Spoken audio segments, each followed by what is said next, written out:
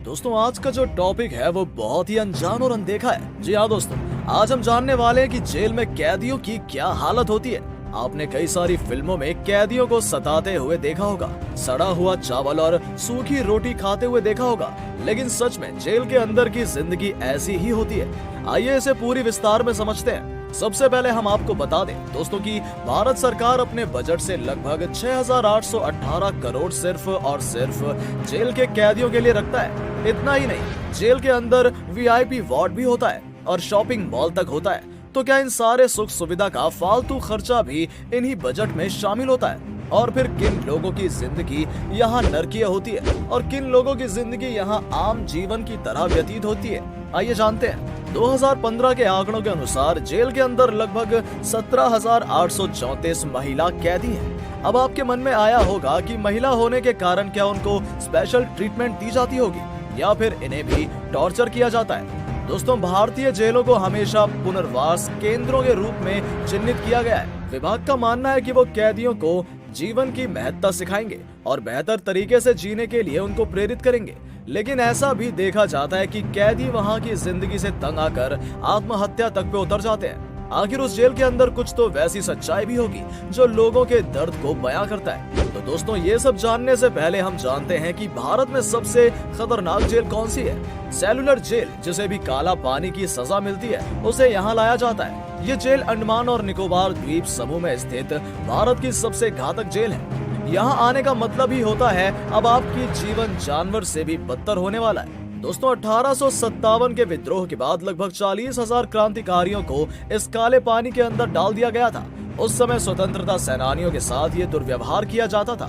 यहाँ पर प्रत्येक कैदी को एक अलग अलग सेल में रखा जाता था और सभी को पहले 6 महीनों के लिए एकांत कारावास में डाल दिया जाता था। और जो भी आदमी शिकायत करता था उसकी सजा होती थी कि उसे 3 महीने तक पूरा मोटा कपड़ा पहनाया जाता था, जिससे उसकी त्वचा छिल छिल कर पूरी रूखी हो जाती थी। इसके अलावा कैदियों को हर दिन 2 पाउंड नारियल फाइबर निकालने का काम दिया जाता था।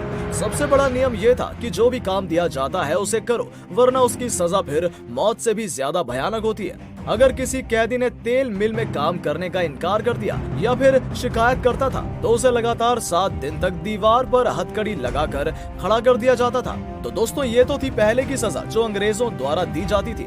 लेकिन अब भारत में सभी नागरिक को सारे अधिकार मिलने के बाद उनका जीवन कैसा होता है, आइए वो जानते हैं। दोस्तों, भारत में कुल लगभग 1,412 जेल हैं। दोस्तों, सबसे पहले मैं आपको बता दूं कि हर तरह के इंडियन जेल में स्टेट गवर्नमेंट ही उसका मैनेजमेंट और एडमिनिस्ट्रेशन देखती है तथा उसके साथ साथ प्रेजेंट मैनुअल तक भी सेट करती है, जो उन्हें यह अधिकार देता है कि वो जब चाहे तब जेल के नियम तथा कानून बदल सकते हैं।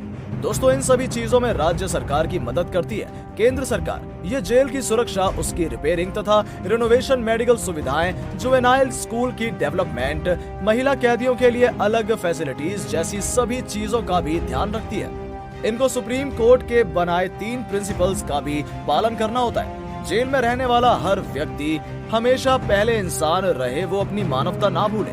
दूसरे, जेल के अंदर भी हर कैदी को उसका मानव अधिकार मिले। तीसरा, अगर कैदी को सजा मिलने वाली है या मिल चुकी है तो उसे अलग से परेशान न करवाया जाए। तो दोस्तों, इन सब नियम को भी जेल के अंदर अपनाया जाता है। दोस्तों, अब जानते हैं कि सेंट्रल जेल की क्या फैसिलिटी होती है और वहाँ किन कैदियों को भेजा जाता है। जिन्हें 2 या 2 से अधिक साल की सजा मिलती है उसको सेंट्रल जेल में डाला जाता है। लेकिन ऐसा कहा जाता है कि उस कैदियों को सुधारने के लिए रिहेबिलिटेशन फैसिलिटी प्रोवाइड की जाती है, जिससे कि वो आगे अपनी जीवन में सुधार कर सके। लेकिन सच्चाई क्या है, असलियत क्या है, वो आप उससे पूछो जो वहाँ से लौट कर आया हो। असल में तो वहाँ की जिंदगी नर्क से भी बदतर होती है।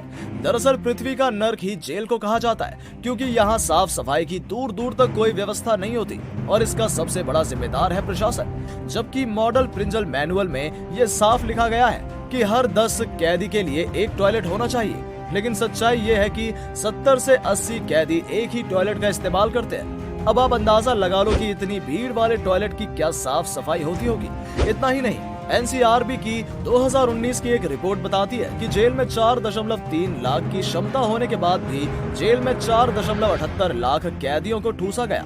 अब आप सोच सकते हो कि 75,000 कैदी अधिक है और इन कैदियों को शिफ्ट्स में सोना पड़ता है। मतलब कि जब कुछ कैदी कोर्ट में ट्रायल के लिए जाते हैं तब कुछ जगह खाली होती है और तब कुछ कैदी सोते हैं। वो भी पूरी गंदगी भरी जमीन पर। अब हम आपको एक कैदी की दर्द भरी दास्तां सुनाते हैं, जिसने खुद साउथ एशिया के सबसे बड़े तिहाड़ जेल के बारे में खुलासा किया। 26 साल के कैदी लखविंदर सिंह ने बताया कि एक दिन उसने गलती से किसी ऑफिसर्स पर थोड़ा चिल्ला दिया था, तो उससे इस बात का बदला लेने के लिए 6 ऑफिसर ने मिलकर इसकी धुलाई की थी। दोस्तों, भारत सरकार हर साल प्रिजन बजट में 48% बजट कैदियों के खाने के लिए रखती है, ताकि जेल में कोई भी कैदी कुपोषण का शिकार न बने और वो जिंदा रहकर किसी तरह गुजारा कर सके। दोस्तों, इतना ही नहीं, एनसीआरबी के प्रिजन स्टैटिस्टिक्स के मुताबिक 2019 से 2020 के बीच भारत सरकार ने 6,818 करोड़ का बजट कैदियों के लिए घोषणा की थी और सरकार की घोषणा के अनुसार हर कैदी के कपड़े पर 1% और उसकी एजुकेशन और वोकेशनल ट्रेनिंग पर 1% तक तथा 2% उसके मेडिकल ट्रीटमेंट पर खर्च करने के लिए दिया था। ये लगभग 119 रुपए प्रत्येक कैदी पर पड़ रहा था, लेकिन फिर भी हर स्टेट कैदी के खाने पर दिन का सिर्फ 50 रुपए और उसी में उसको तीनों समय का खाना शामिल होता है। दोस्तों, महाराष्ट्र में तो ये मात्र 37.49 रुपए ही है। अब इतने में तो पानी वाली दाल ही मिलेगी ना। हाँ, जो कैदी अच्छा खाना खाना चाहता है वो जेल के कैंटीन से खा सकता है और इसके लिए भी उसके परिवार वाले सिर्फ 1500 से 2000 पर महीने तक ही भेज सकते हैं। दोस्तों, सबसे हैरान कर देने वाली बात यह है कि जो सब जेल होते हैं ये डिस्ट्रिक्ट जेल और सेंट्रल जेल से छोटे होते हैं। ये हर राज्य के छोटे छोटे जगह में डिस्ट्रीब्यूटेड होते हैं और यहाँ मेडिकल हिस्ट्री न रहने की वजह से जल्दी बीमारियों की जांच नहीं होती और इसी वजह से फैलने वाली बीमारियां जैसे कि hepatitis C, HIV, TB, AIDS ये आसानी से फैल जाते हैं। एक रिसर्च के मुताबिक 1.7% पुरुष और 9.8% महिला को एड्स था और टीबी का शिकार भी बहुत सारे लोग थे। दोस्तों, अब हम बात करते हैं ओपन जेल के बारे में। इसकी संख्या भारत में कुल 17 है। ये जेल उस कैदी को मिलता है जो मजबूरी में कोई अपराध करके आया हो और समाज को भी उससे कोई खतरा नहीं होता है। दोस्तों, जैसा कि लाल मर्डर केस का दोषी मनु शर्मा हो या उसके जैसे कई और कैदी, कई लोगों को ओपन जेल का फायदा भी मिला है, लेकिन इस तरह की जेलों का लाभ बहुत ही कम लोगों को मिलता है। दरअसल भारत में ओपन जेल की शुरुआत ब्रिटिश शासन काल में हुई थी। ये एक ऐसी जेल व्यवस्था होती है जहां रहने वाले कैदियों को दिन में बाहर काम करने की इजाजत दी जाती है और रात होते ही वापस जेल लौट आने की पाबंदी होती है। भारत में पहली ओपन जेल वर्ष 1905 में मुंबई में खोली गई थी। इतना ही नहीं, कई जेल में कैदी फर्नीचर, केक, बल्ब जैसी चीजों को बनाने का भी काम करते हैं। एनसीआरबी के 2015 के रिपोर्ट के अनुसार एक आदमी दिन का 100 से 180 रुपए तक कमा सकता है। तिहाड़ जेल में भी कैदी हर रोज काम करके 117 रुपए तक कमा सकते हैं और ये पैसा सीधे उनके बैंक में जमा हो जाता है। दोस्तों, इस स्थिति में कुछ ऐसे भी लोग होते हैं जो 10 साल की सजा में लगभग 2 लाख तक की कमाई भी कर लेते हैं। तो ऐसी बात नहीं है दोस्तों, कुछ ऐसे भी जेल हैं जहां पर बड़े बड़े क्रिमिनल को एक अच्छी खासी लाइफ जीने के लिए भी दी जाती है। कैदी अपने पैसों की वजह से जेल के अंदर जो मर्जी वो खा पी सकता है, यहाँ तक कि वो अपनी पसंद का खाना भी बनवा सकता है, बाहर शॉपिंग कर सकता है। वहाँ पर उनको वाईफाई, मोबाइल फोन, सिगरेट, तंबाकू हर चीज की फैसिलिटी दी जाती है। लेकिन दोस्तों, इसकी कीमत बहुत महंगी होती है।